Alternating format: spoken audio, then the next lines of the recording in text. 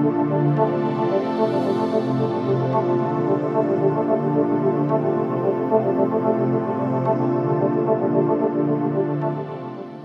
hey everyone. My name's Ankit. Welcome to the fourth installment of The Heart of the Matter. I'm joined by Bourann and Anisha, and today we're going to talk about the Azalea-TIMI trial.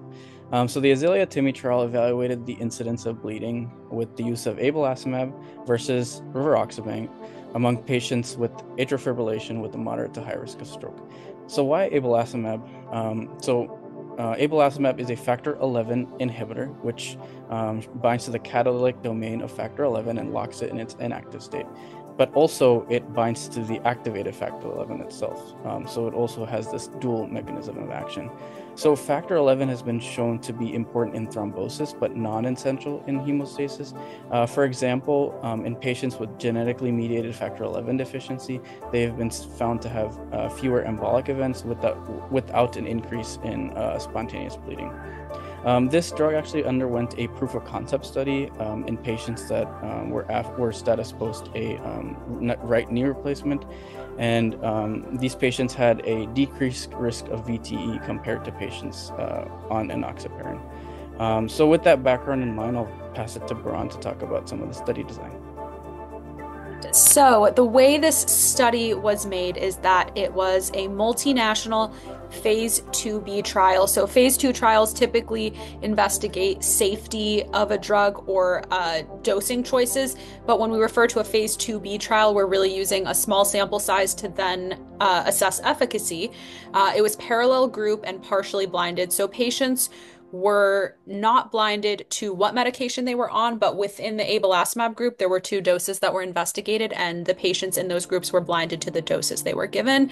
It was randomized, of course, in a 1-to-1-to-1 fashion, and it was an active controlled trial. So we enrolled patients, the investigators enrolled patients at 95 centers in 7 countries, and this included a total of 1,287 patients. So within that, 430 patients were in the Rivaroxaban group, and then there was 427 in the low-dose Abelacimab group, and then 430 patients in the higher-dose Abelacimab group. So the low dose was 90 milligrams, sub-Q injection monthly. The higher dose was a 150 milligrams sub-Q injection dose monthly, and then Xarelto or Rivaroxaban, of course, is a once daily oral medication. So for the inclusion criteria, like Ankit was saying, these are patients with history of atrial fibrillation or atrial flutter above the age of 55 and people who are planned to have indefinite length anticoagulation. And they are at moderate or high risk of stroke, and we kind of decided that based on their CHA2DS2-VASc score. So this included patients with a CHA2DS2-VASc of 4 or greater, or patients could also be included if they had a CHA2DS2-VASc of 3 and were also going to be on an antiplatelet medication for the duration of the study, or they had a creatinine clearance less than 50. So those are the 2 ways that patients could be included in the study. And like we said, that they were randomized 1-to-1-to-1 in the Rivaroxaban, and then the 2 Abelacimab groups. And I believe our median follow-up was 2.1 years at the end of the trial. So what was our primary endpoint? What was, the goal of our study? And that was to assess the composite of major or clinically relevant non-major bleeding. And that's based on some pretty well-defined criteria from the International Society on Thrombosis and Hemostasis. So I'll go through it quickly so that we're clear on what we mean when we say major bleeding, and what is outside of that criteria. It is pretty broad, so it can include things that aren't necessarily explicitly stated in here, as you'll see in a second. So there's kind of 4 layers to it. The first is fatal bleeding and or symptomatic bleeding in a critical area or organ. So this includes intracranial bleeding, intraspinal, intraocular, retroperitoneal, intraarticular or pericardial, or intramuscular bleeding with compartment syndrome, and or bleeding that causes a fall in hemoglobin levels of 20 grams per liter or greater or more, or bleeding that leads to a transfusion of 2 units or more, so a high transfusion requirement. Minor bleeding refers to all reported bleeding that you would not classify as major bleeding, and then this sort of middle ground that we have, which we call clinically relevant non-major bleeding, are bleeds that don't meet the major criteria, but they still required some type of medical intervention, whether that was holding anticoagulation or targeting the source of the bleed in whichever way it was. So that's the way we define our bleeds. And then that's kind of how we determine what our primary endpoint includes. Secondary endpoint was sort of this composite of all types of bleeding together. So that was major, minor, and then the clinically relevant non-major. And then we had some interesting exploratory endpoints, which of course the study was not necessarily designed to investigate these things, but we had the data available. And so we were able to see some pieces of data on GI bleeding, ischemic stroke, and systemic embolism. And then right before I move this over to Anisha, we'll just go over some of these baseline characteristics that these patients had, so you have an idea of what kind of patients were enrolled in this study. So the majority of patients were newly diagnosed with atrial fibrillation or had paroxysmal atrial fibrillation. Median CHA2DS2-VASc score among all groups was 5, so on the higher side. So these are patients who traditionally have a high stroke risk. And then the HAS-BLOOD score was 3 in the Rivaroxaban group versus 2 in the Abelacimab group. So a little bit of a higher bleeding risk. Although all things considered, the HAS-BLOOD scoring system goes even higher than this. So they're not the highest risk patients for bleeds necessarily. And then patients in the Rivaroxaban group had more history of bleeding events in general and specifically GI bleeding, which, we can discuss more because that's a lot of the conversation we have around anticoagulation in practice is surrounding GI bleeding. And then I think now Anisha will discuss the results that we found. Okay, so 1,287 patients underwent randomization and at least 1,280 received one dose of the trial drug. So there was early termination of this trial, particularly because both dose levels of Abelacimab relative to Rivaroxaban, the hazard ratio for the primary endpoint was substantially lower than expected, and the benefit to risk ratio really favored Abelacimab. So let's talk a little bit about what a hazard ratio is. So it's a ratio that compares the rate of an event in one group to the rate of the event in another group. So it's used to compare the survival, in this case, the bleeding risk or bleeding events of patients given different treatments. So a hazard ratio of 1 means the survival rates are the same between the two groups. A hazard ratio greater than 1 means survival is better in the experimental group, and a hazard ratio less than 1 means survival is better in the control group. So the hazard ratio for the 150 milligram Abelacimab versus Rivaroxaban was 0.38. The hazard ratio for the 90 milligram Abelacimab versus Rivaroxaban group was 0.31, and the p-value was less than 0.001 for both comparisons.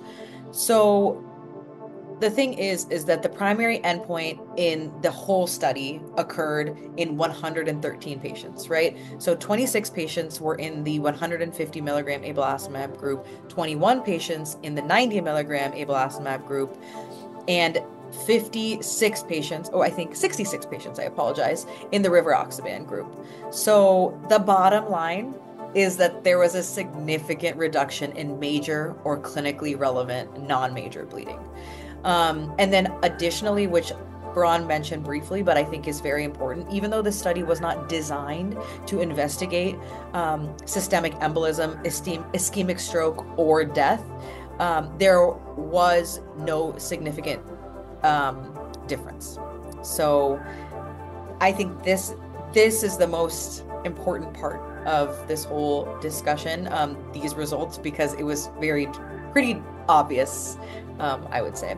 So I just want to open up the floor now to both of my colleagues to discuss and talk about it. Ankit, do you want to start with some discussion points?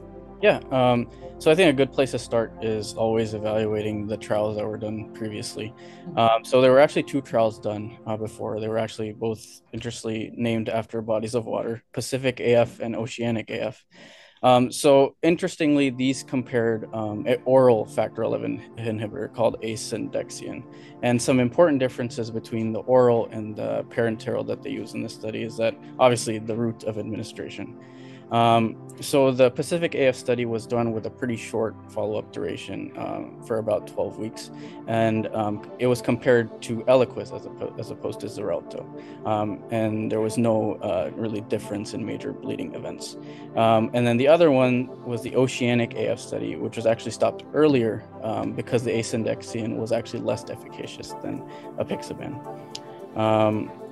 So, Bourann, do you want to talk a little bit about what's going to come up shortly in the pipeline? Yeah, so the really cool part about this, which I think everyone will be interested to see now that we have shown a significant reduction in bleeding events, is this LILAC-TIMI 76 trial, which is now phase 3 portion of this study, where they are investigating the efficacy of Abelacimab in high-risk patients, so high risk of stroke patients with AFib, in which anticoagulation with like an oral anticoagulant is deemed unsuitable for them. And so we're actually evaluating this versus a placebo. So this is going to be like a true, I don't know, top tier type of investigation that you could do. It's actually currently ongoing. So we will see if this is something that will be an option for us down the line for our patients, especially our patients who are at high risk for bleeds, which I know we see all the time in the hospital. And we have this sort of never ending discussion about, is anticoagulation appropriate for them? Is it not? And so if it turns out that it is as effective in reducing the risk of stroke, then we may very well find ourselves with a new option. So overall, it's pretty interesting. I'll leave the last bit of talking to Anisha if you have any last thoughts or. Yeah, I do. I mean, I think every good discussion has to be with, I would say, not necessarily big critiques, but small critiques of the study. I think the fact that it was a pretty small group is important to me, because it does, we have to be able to apply this to a bigger patient population, not necessarily demographically, but just even a larger population. The N was only 1,200. And then the other thing I wanted to bring up was also, it was also mostly white people that participated in this trial. And I think that, when we want to apply these kinds of, these, I would say, significant, important decisions that we're making about anticoagulation, I know that we don't practice race-based medicine, but I would like to include other folks in these trials in order to make sure that, and in a bigger group, to just make sure that it's actually recreatable. So that's the biggest thought that I have about this, but I would say, cautiously optimistic. What do you guys think? I think that's a good word to end it with, because technically, although the exploratory endpoints weren't statistically significant, there was like a higher numerical risk of ischemic strokes in the Abelacimab group. So cautiously optimistic is a good word, and I'm excited to see, as Bourann said, the results of the LILAC-TIMI trial, especially because this is an alternative to obviously not being on anticoagulation, right? Yep. Especially for those patients that are really, really high risk of bleeding. Okay, so one of the things that Ankit started on our last episode was just to do a fun little thing at the end as we kind of get to know you guys and you guys get to know us. So this time we're going to just have something really random. We're going to all talk about our favorite carbohydrate. So Bourann, why don't you go first? Sure. I think, Anisha, you will probably know this and it will be no surprise to you. I don't know, Ankit, if you will know, but pasta is my favorite carbohydrate and it always will be in every form. I actually can't think of one time I've ever had pasta that it wasn't a wonderful experience. So that's my answer. What about you, Anisha? Mine, I'm of South Indian origin. I'm a good South Indian girl. I love rice. I could never let it go. It is the thing that it will always be in my heart and I need all of the time. So it's definitely rice. Ankit, what about you? I'm actually with Bourann on this one. Really love pasta, specifically mac and cheese. Oh, I think for at least me and my wife too, I think we find it hard not to have carbohydrate part of every meal. So it's really important in our diet. It would be bad at keto. Yeah, is that your professional recommendation? Yeah. This is I love it. Perfect. All right, see you next time, guys. Bye.